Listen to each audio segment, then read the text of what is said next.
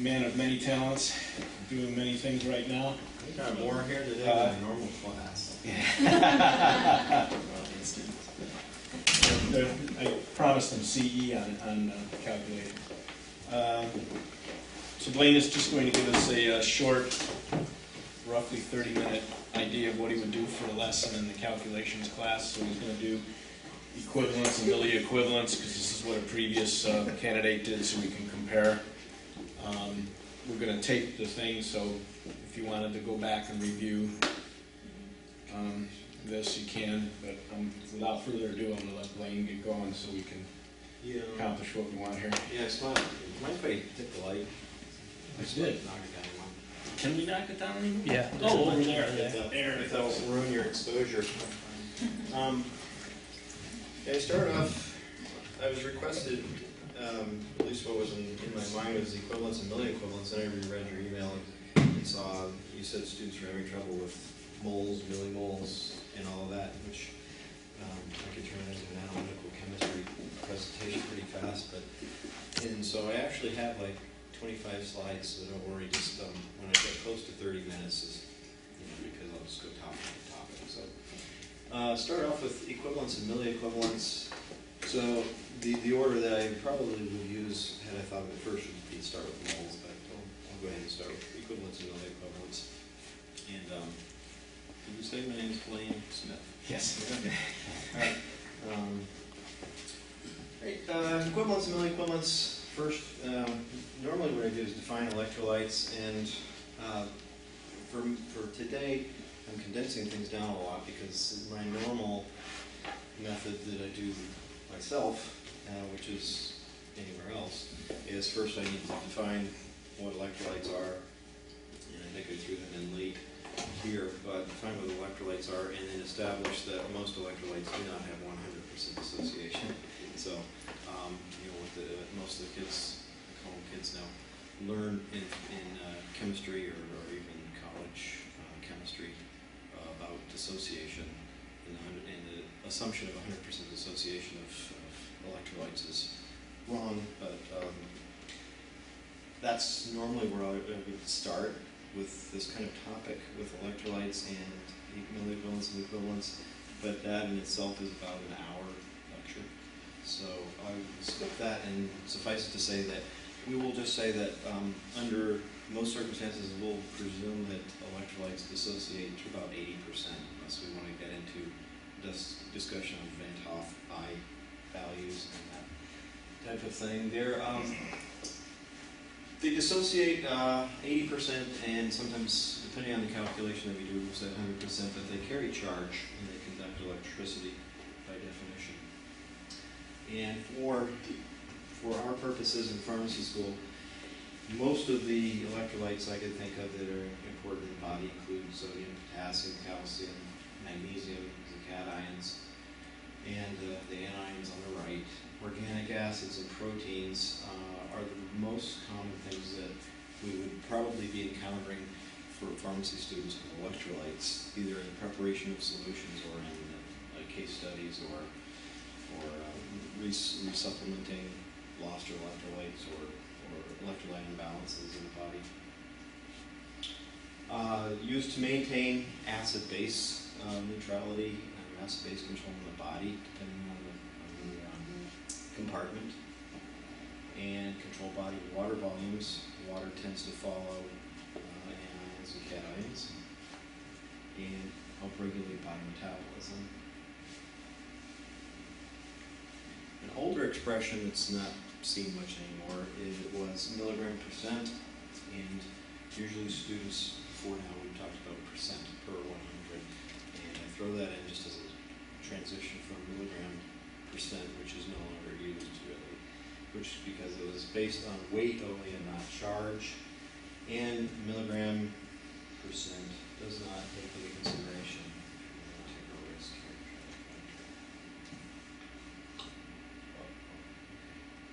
I think that was a bad risk.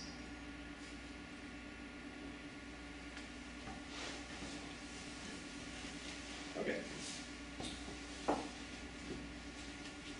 Here's a pointer. Does not take into consideration the number of ions or charges. that are associated with a particular cation or anion or collection of those.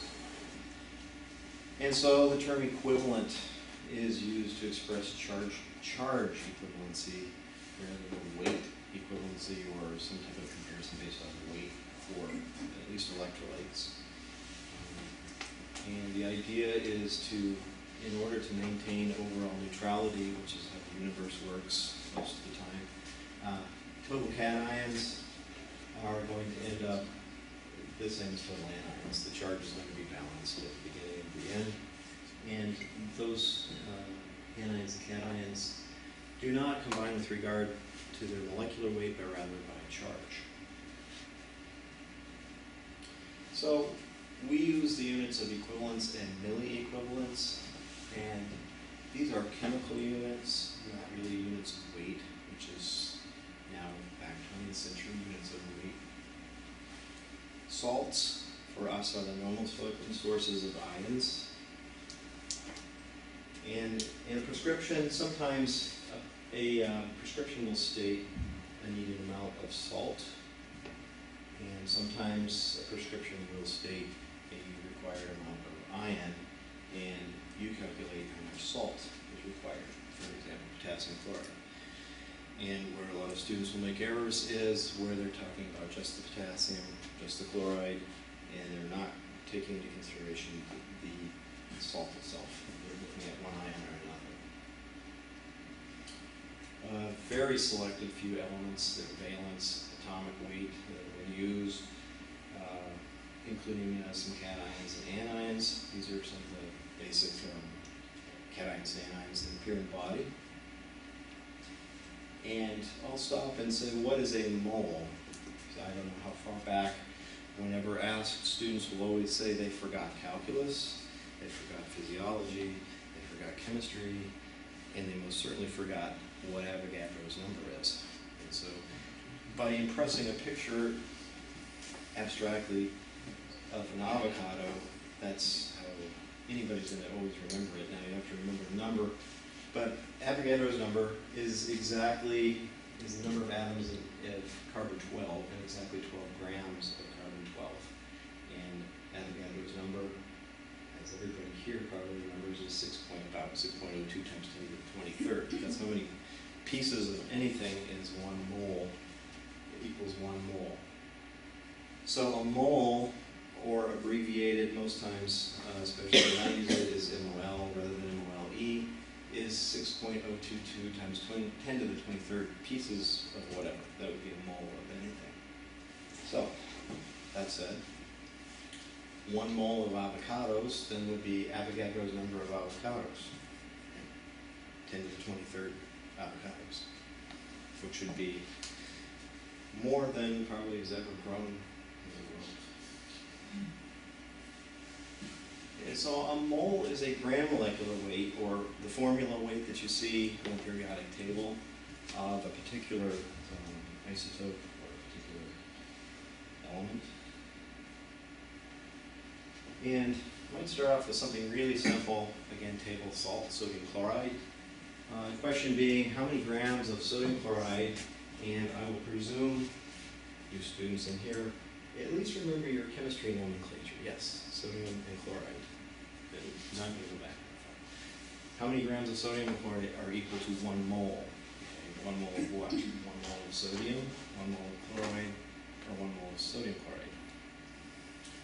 Talking about total, the molecular weight or formula weight of sodium is 23, of chlorine is 35.5 together, and those are combined as they're 1-to-1 electrolytes, so that's easy enough for the beginning. You got 1 mole of total is 58.5 grams, and that would be 1 mole, or 10 to the 23rd, 6.02 times 10 to the 23rd pieces of sodium chloride. Now we have to write a dissociation equation, because when we drop electrolytes in water, they will, for the most part, at least 80% dissociate if they're decent electrolytes. And some electrolytes that are considered electrolytes are weak electrolytes and dissociate a small amount. therefore only contribute a small amount of charge. Others are considered weak electrolytes simply because even though they dissociate, they don't conduct electricity very well. And there are non-electrolytes. For our example, let's get a little more complicated. Use sodium carbonate. And I use an equal sign just because PowerPoint for me, I haven't figured out how to use an equilibrium. But if I were, did you get a shot? Okay, I can't do it. If I were going to write an equilibrium between sodium carbonate and, you might remember from chemistry,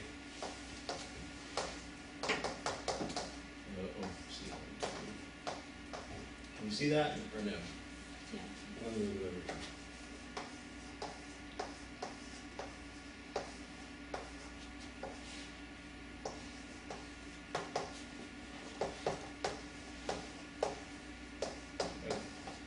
Our charges. You know, in high school chemistry, you learned this equilibrium. What we would talk about, given more time today, is what this looks like is perhaps 100%, 50%, not known dissociation. But when you talk about it in a physical sense, we presumed in high school and in college chemistry that we were always going to get 100% dissociation. In fact, that's not true. And we will make the equilibrium a little offset, and it doesn't go all in one direction, but we will say, for our intents and purposes, we just kind of come up with an average for our dissociation. We would say about an 80% dissociation in the direction of the ions in a regular dilute solution. So, since we don't have time to go over that, I will just presume 100% dissociation for what we're doing here today. But just to note that that's not really true. In this example, each mole of sodium carbonate contains 2 moles, or 46 grams of sodium. And the entire molecular weight of the undissociated moiety is 106. Okay? And so what we would note then is of that 106 milligrams, or grams, if we were looking at milligrams or grams, 46 grams of sodium per 106 grams of the entire moiety, entire salts, 106.0 sodium carbonate. Now, I'll step one more step back, and we're talking about moles, and I would ask if we remember what milli means first. And milli means 1,000th, and I kind of guessed at the age group that I'll be talking to today for the last line.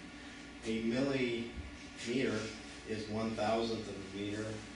Milligram is 1,000th of a gram.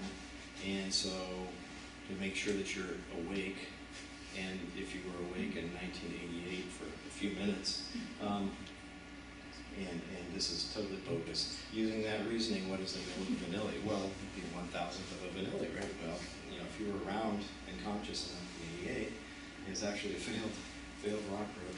You know, lip sync, remember? Lip sync, a disaster. Okay. But, you know, you can still use this because there were actually thousands of failed 1980s rock groups. Can say that, right? Can we stretch a little bit? Thousands of 1980s rock groups that failed. The ones that didn't come out now on stage in wheelchairs and walkers and still try to sing. You know, like Aerosmith or something. But we'll say, then maybe we could say a milli vanilli would be 1,000th. That particular group might be 1,000th of the failed rock groups in the 1980s. Okay. Bad. Okay. But at least what we're trying to say is a milli is 1,000th. Okay, a milli of anything. So a millimole would be 1,000th of a mole. A milligram is 1,000th of a gram. A milliosmole is 1,000th of a nanomole. And a millimole, abbreviated here, MMOL, is the molecular weight expressed in milligrams. And we go back to the sodium carbonate we were talking about. And and we had 46 grams of sodium per 106 grams of the entire sodium bicarb, or sodium carb, and 46 milligrams, we're not really changing anything, we're just taking 1,000th of each, 1,000th of the total and 1,000th of each component. 46 milligrams of sodium. Now I'm not talking about the carbonated part because I'm more interested for us right now in the sodium part. 1 mole then of sodium is 23 grams, and so 1,000th of a mole, likewise, will be 1 millimole, and you divide each by 1,000, so it's 23 milligrams. You don't change anything except for the prefix of the name, and it means the same except for 1/1000th of the original. So this expression is based on the weight of sodium in this case. What we're trying to do when we talk about equivalence and milliequivalence is actually get away from establishing a dependence on weight alone. But what about different valences? When we talk about sodium chloride or potassium chloride or something like that, that's easy. Those kind of things we stuck with in the very elementary chemistry class because they were nice one-to-one electrolytes. And the valences were conveniently, our teacher made the valences of either -1 or +1 for the ions. Okay, so when we advance past that, we can start with the elementary, but as we get more complicated, we need to use something other than weight, and we'll use equivalence and milliequivalence. And an equivalent, we'll give a definition, is, think about whenever a chemical change occurs, one equivalent, we'll just call it an equivalent and not define it quite yet, of positively charged ion combines with one equivalent of negatively charged ions. Okay, so we're just going to say for sodium chloride, an equivalent of sodium and an equivalent of chloride are together. And when that dissociates, the same number of equivalents of positive and negative ions are produced because we wanted to keep the charge balance. We said a few slides back. Now, a way to calculate this or to think it through, not a real complicated calculation, is simply the number of equivalents is the number of moles times the valence, or absolute value of the valence. Or we can use the grams of the substance times its valence divided by either the atomic number or your molecular formula weight, and we get equivalence. Now, a milliequivalent is, class? Milli-equivalent 1,000. Yeah, without looking at the screen, you would say it is 1/1000th of the equivalent, so we would call it a milli-equivalent. And so everything else just needs to be made, you need to make sure you divide by 1,000, take 1,000th of it. So if you're talking about milli-equivalents, the only difference is everything's the same as on top here, except you have the number of millimoles times its valence, and that is the number of milligrams times valence over the formula of molecular weight. So here's an example that we had in high school chemistry. Sodium chloride. And we'll go ahead and presume, as much as it bugs me, 100% dissociation, just so we can use the full amount of each cation and anion. So we'll say it dissociates to, and I use the equal sign again because I haven't figured out how to make an equilibrium sign, like I said in the PowerPoint. Use the equal sign. Sodium chloride dissociates to both sodium and chloride ions, okay? Do we remember in here what cations and anions are? Positively charged and negatively charged. Which one's which? Cation is positive. Yeah, well, you laugh, but you know, bring this down to a student level, okay? And out of respect for our fellow students, if we don't know it, it's okay because we need to find that out now. And if somebody laughs, then you can help them solve it, okay? I don't think I was wrong though. Just come All back. right. But the person you thought was your friend sitting next to you was actually laughing a little derisively at the fact that you were maybe stumbling a little bit in class. That's because I told him a minute ago, I whispered to him, I'm remembering high school. Oh, well, then perhaps we all should empathize with you rather than please share the humor. But we'll go a little more complicated now. Maybe you were into a better high school than just single anions and cations. And we'll talk about something a little more complicated, again, like the sodium carbonate. Okay, here, now you have to start paying attention to the subscript letters, subscript numbers. Okay, sodium carbonate dissociates to two sodiums, okay, two sodiums, it splits completely apart, and we use the anion, the sign, oops, -2, and bring that down, not the 3, because this is considered something that will confuse students. Is when you see something like this, you consider it split, okay? And what we need to do is consider this will make CO3 equal to X.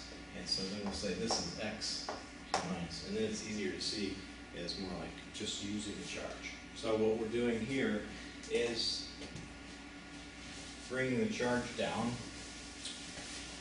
of Y.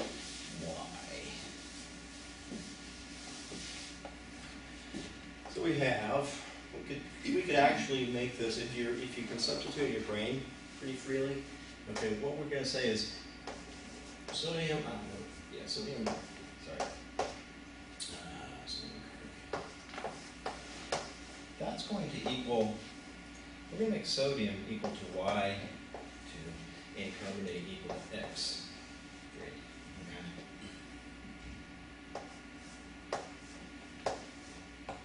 So what this is going to do is dissociate, okay, and all we have to do is bring the charges. What we find out is there were 2 sodiums, so you multiply 2 times 1 to get 2 equivalents. And my eraser's not helping.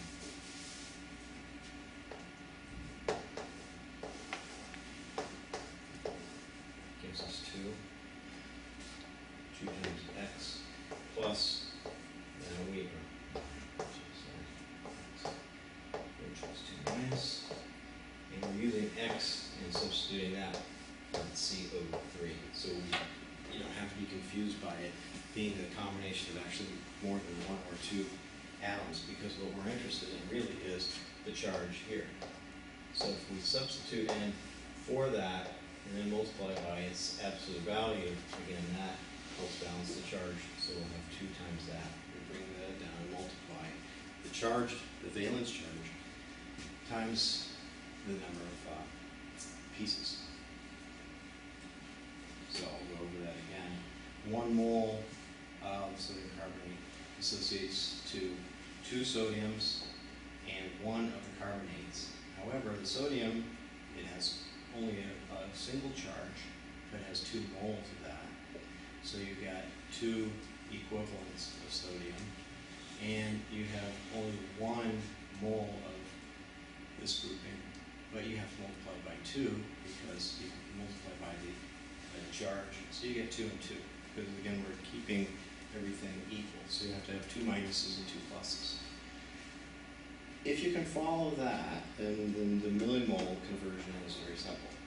So I would stop here and say, I suspect people just got lost by what I just said, correct? Absolutely. Okay, that's fine. How am I on time, actually? Because I can... About 5 minutes. Okay, I have more, but as I suspected, it was going to be much more than 30 minutes, and as much as you like this class and my tests are really easy, you have to go to one of those really boring pharmacist practice courses. So what we'll do is say, when we start out with sodium, right? And what I will do is, before we even start that, I'm going to say, change these two.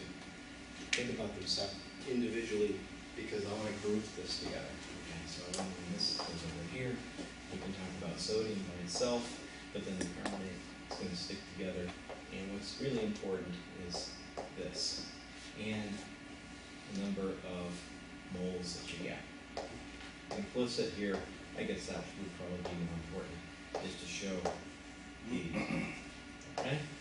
Now, what we do is take the number of moles of each. You have had pharmaceutical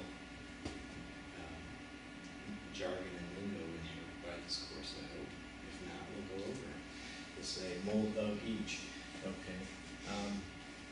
We'll have 2 sodium and 1 mole of the carbonate. But now what you do is you multiply times the valence, and you get 2 plus and 2 minus. You bring that down, multiply. Bring that down, multiply. Okay, so it balances. We have to have charge balance.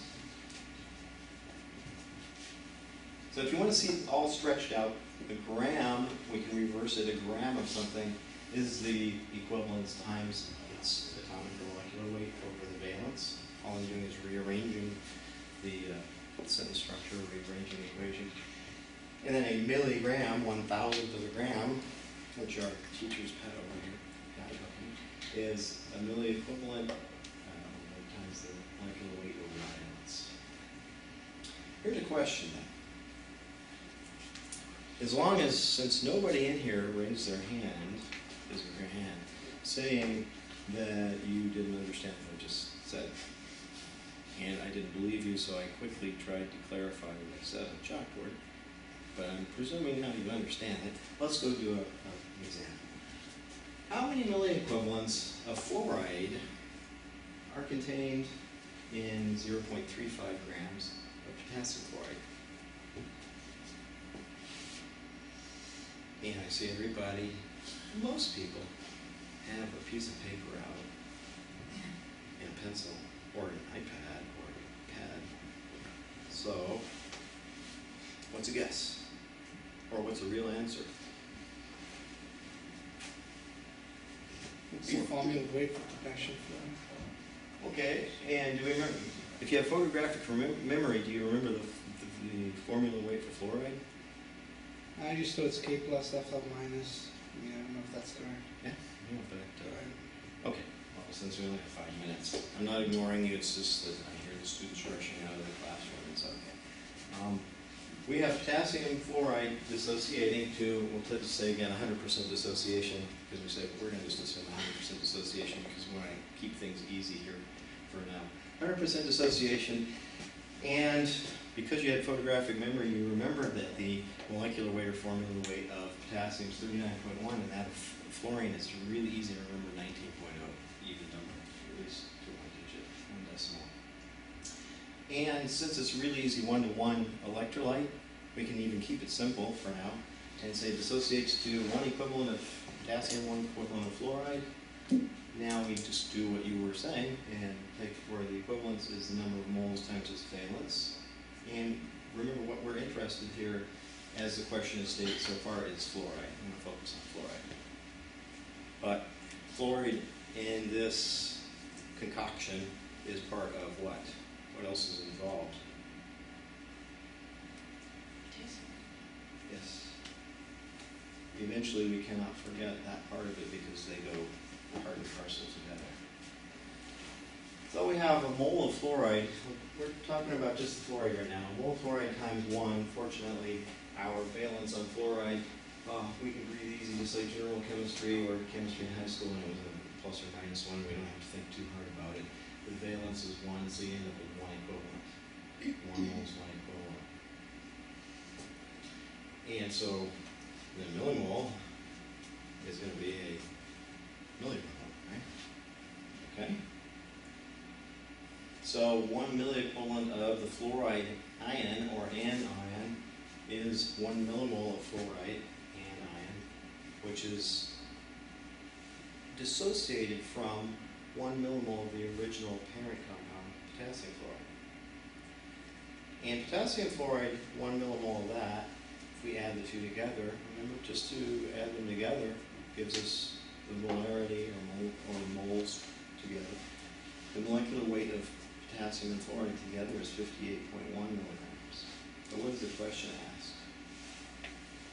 How many milliequivalents of fluoride are contained in? Well, part of our calculations also wants to ensure that we can convert grams to milligrams. But we know how to do that even though we're crunching a bunch of stuff in our brain in less than 30 minutes because what's 0.35 grams or 0.35 grams? 50 milligrams. 1/1000th of, divide by 1,000 or multiply by 1,000. It's going to be 350 milligrams. So I took the liberty of going ahead and doing that. Change that to 350 milligrams. Hopefully that doesn't confuse anybody. 350 milligrams of potassium fluoride, and you get 1 milliequivalent of fluoride in dissociation of 58.1 milligrams of potassium fluoride. And our answer is 6.02, about 6 milliequivalents of fluoride. Okay. That's how much fluoride we'd be getting in 350 milligrams of potassium fluoride. We can put a little torque on this question and we'll be finished. How many milliequivalents of magnesium ion are there in each teaspoonful of a 2% solution of magnesium chloride? Okay, I introduced all of a sudden a whole lot of different variables because this is the challenge question for the end of this period. Not only did I change, I forced you to look as milliequivalents. I'm looking at a magnesium ion, and I didn't put the charge on, so you might have to look that up. And I also introduced something that the pharmacy practice people would be proud of, and calculation people, a teaspoon. Okay, how much is a teaspoon? 5 ml. And when it's written, they don't write grams anymore, so you can't say, well, it's kind of 3.5 to 5, but okay. Yeah, the teaspoon's considered 5 milliliters. And it's amazing what people's teaspoons really aren't at home. But I also introduced, okay, a 2% solution, and in some earlier classes, I would have had the students say, okay, percent means what? Define the words, per cent. How many cents are in a dollar? Cent is 100. So if you ever see percent, it's a per 100 of something. Percent, volume to volume, gram weight to weight, volume to weight, weight to volume, whatever. But I put in about 3 or 4 different little twists on this, and I know that you're antsy and you need to get up and like do calisthenics or something, but give me 1 second, and I'll be done with this. I have a whole lot more. We'll take our teaspoon, 5 milliliters. My suggestion is to take the volume and get it into something that we are more familiar with as scientists first. Okay, teaspoons and tablespoons and half cups and stuff like that make me very nervous. As much as I like to cook, I don't like to measure stuff in the lab or in the pharmacy like that. That makes me very nervous. So immediately the first thing I want to do is convert that.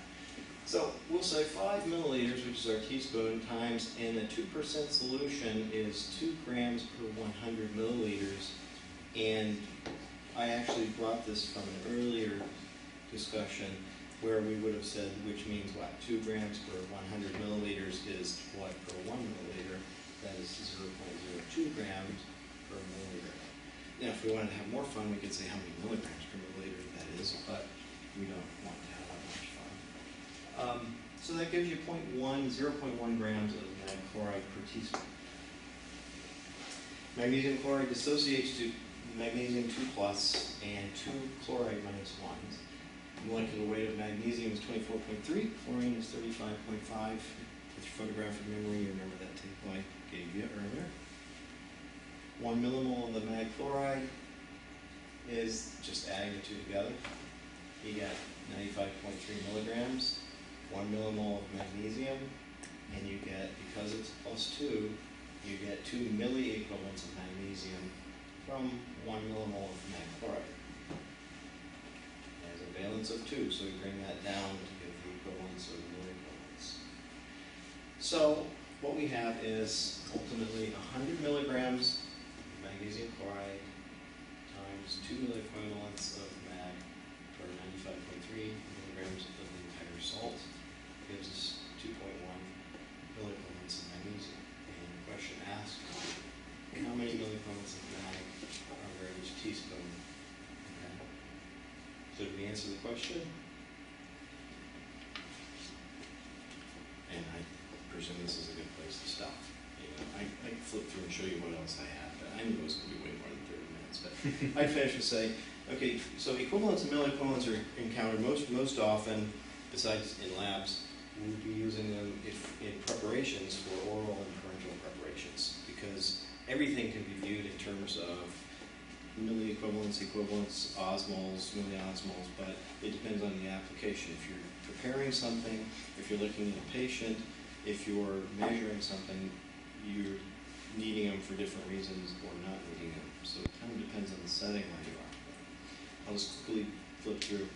Okay, speaking as fellow adults, this is what I was going to give, just off the top of my head for the rest of the course. This is an actual prescription. What is it? You all are experienced. What does this prescription say? Calcium chloride, 10 milliequivalents. I don't know what the volume is. One by mouth 4 times a day. Yeah, but can you read down? I should have asked the other one today. But this is actually could be a potential major dispensing error. Okay, this is actually poorly written because that does look like could be a QID, and potassium 10 milliequivalents 4 times a day. If you weren't really on the ball, you might kind of okay, pass by it. But what was really meant by this prescription is once a day. Okay, and it could be interpreted as QID, but in order to avoid that, if we're finding it would say daily, that's kind of mandatory now, rather than using QD. And you can see little things can cause errors when people get hurt. Then I asked, again, the application of milliequivalents to our error. Since we have an error that I presented, I might as well use it in a constructive way and not just bring an error in out of random. But what I did is I'm going to weave in an error here, show you what an error looks like, have you correct the error, fix the language, but then we'll go back and we'll apply the milliequivalents here later on, so we can get a lot out of the same picture several times. We can do that as a take-home. Yeah, what my point was going to be is a picture's worth 1,000 words, and it's also worth about 50 questions, because you can do a lot with just, this originally just started out as in like Pharmacy Times or something, as one of those error things, and it's like, wow, look at all the things you can do with it. You can figure out, or at least with the twisted brain like mine, you can figure out all the milliequivalents and milligrams of potassium and potassium chloride, and wow, you can even reverse it and say how much chloride is in there, yeah. And then I was actually going to get to osmolality. I think you all are yawning already. Thank you for that. We're on a little tight. How about questions? Anybody have a question or two? If you have a question of just what you were going to see, I can flip through or not. If not, we'll move on, because I think you're next, right? Yep. So why don't you Okay. take over? You can go with Tony and finish up. Thanks a lot. Thank you everybody for showing up. I'm actually pleasantly surprised that the class turnout was so great on that. It was mandatory. Day, yeah. Required. So We're going to bring him very for impressive. 3 o'clock for the hookup with 3 o'clock down the Cats. Yeah.